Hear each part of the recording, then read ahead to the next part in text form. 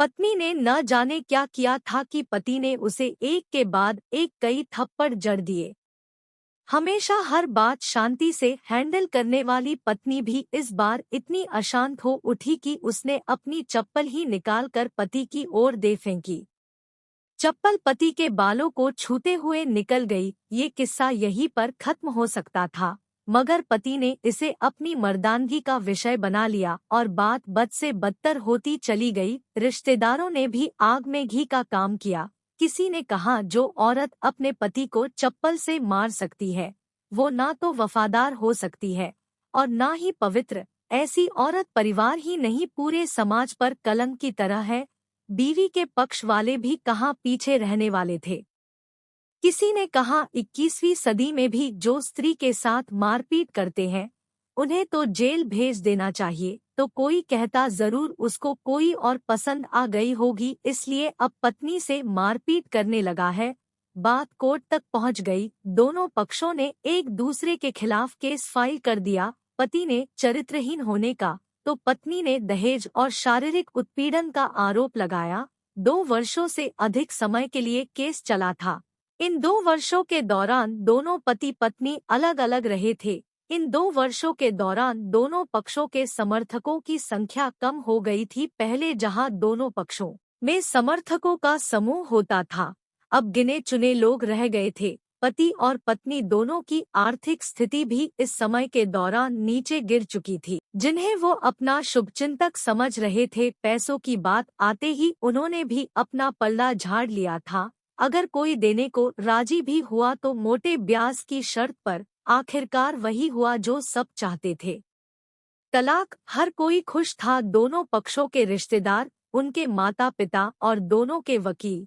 लेकिन 5 साल की सुखद शादी और एक सुंदर बेटी होने के बाद मिले इस तलाक से पत्नी मूक थी और पति शांत। शायद ये एक इत्तेफाक ही था कि इस खुशी को मनाने के लिए दोनों पक्ष के लोग एक ही चाय की टपरी पर बैठे आमने सामने। इत्तेफाक इसलिए क्योंकि ज्यादातर लोग जो एक दूसरे के विरोध पक्ष को सपोर्ट कर रहे थे वे एक दूसरे को अच्छे से जानते भी नहीं थे।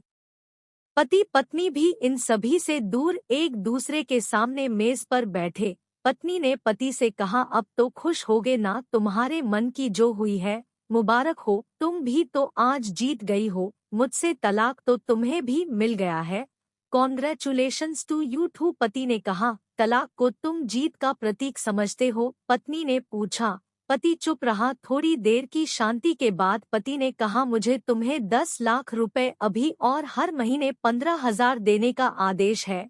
अभी मेरे पास पैसे नहीं है, इसलिए हमारा मतलब मेरा जो सिटी में फ्लैट है उसे तुम्हारे नाम कर देता हूँ। पत्नी बोली, लेकिन उस फ्लैट की कीमत तो 18 लाख की है।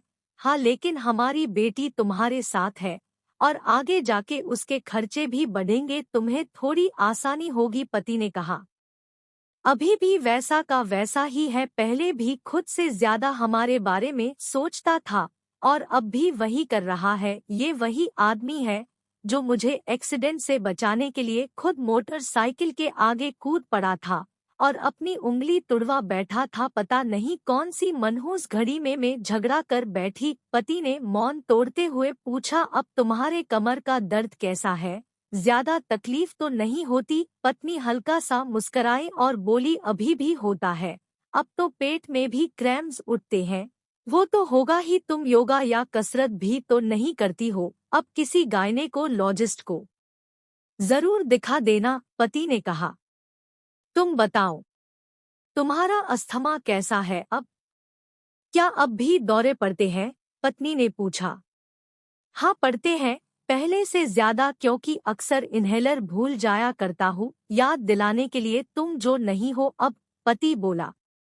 पत्नी के आंखों में आंसू आ गए। वो बोली, तुम्हें मेरे चरित्र पर सवाल नहीं उठाने चाहिए थे, तो ये परिस्थिति आती ही नहीं। हाँ, मैं जानता हूँ, तुम बहुत अच्छी हो, मुझसे गलती हो गई, बहुत बड़ी गलती। मैं लोगों के बहकावे में आ गया था। पति बोला, तुमने भी तो मुझ पर दहेज का इल्जाम लगाया था। पति बोला, गलत था और इस बात का मुझे भी पछतावा हुआ। पत्नी ने कहा, पति कुछ कहना चाह रहा था लेकिन हिचकिचा रहा था। पत्नी ने पूछा, कुछ कहना चाहते हो? वो बोला, क्या सब पहले जैसा नहीं हो सकता? क्या मतलब?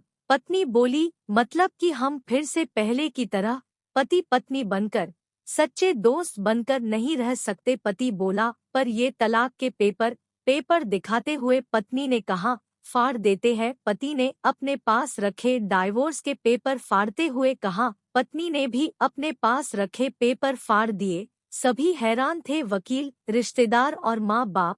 पति पत्नी दोनों एक दूसरे के हाथ में हाथ पकड़े अपने घर की तरफ चले गए। दोस्तों, ये कहानी उन हर पति पत्नी के लिए बड़ी सीख है जो छोटी छोटी बातों पर लड़ते हैं और इन झगड़ों को बड़ा बना के अलग होने का डिसीजन लेते हैं। प्यार और झगड़ा तो एक सिक्के के दो पहलुओं की तरह है, दोनों को स्वीकार करना होगा, तभी ये पवित्र रिश्ता उसकी मंजिल तक पहुंच पाएगा। तो दोस्तों, आशा करते हैं आपको कहानी अच्छा लगा होगा। ऐसे ही और कहानी सुनने के लिए हमारे चैनल को सब्सक्राइब करें और साथ ही बेल आइकन को ऑन कर दें।